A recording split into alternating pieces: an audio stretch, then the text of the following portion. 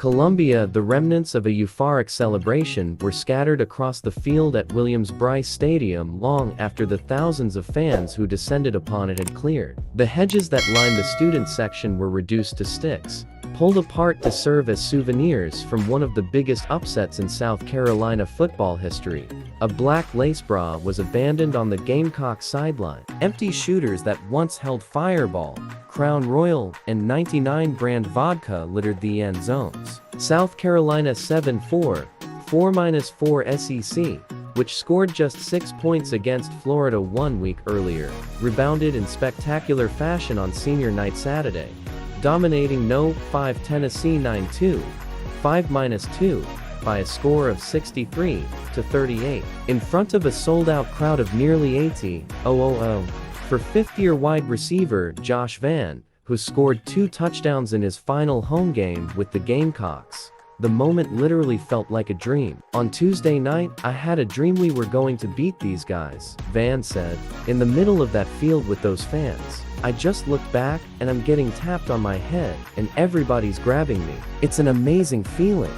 We're like celebrities right now. Vann said he could barely move as the sea of students swarmed the team, clamoring to give players a congratulatory pat on the helmet or take a picture with them. The wide receiver said he posed for several students' burial photos, even though he had never heard of the viral social media app. Once he fought his way out of the adoring crowd, though, Vann was on a mission to find the people he most wanted to celebrate with. Every time I went that way, I got dragged back this way. It was crazy, the amount of people that ran up to me. But then I got the chance to go in the stands, Vann said.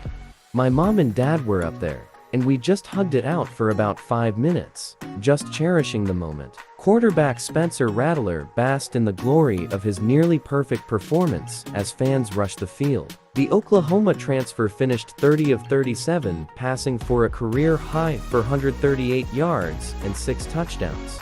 He hit 12 different receivers and never turned the ball over. We know how good of a quarterback Spencer is, and I told him, just keep going, it's going to show up.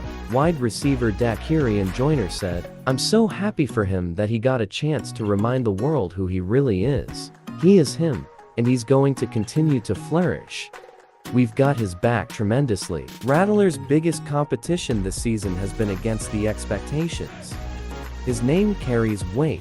The nation's #1 quarterback prospect coming out of high school, a former Heisman Trophy contender, the guy who lost his job to a freshman at Oklahoma. In his first year with the Gamecocks, Rattler has rarely taken full ownership of his new offense. Against Tennessee, the superstar found his swagger again. This is my favorite game of all time, Rattler said. That was probably the best I've ever felt in a game. Just feeling unstoppable with my guys out there. We felt truly unstoppable.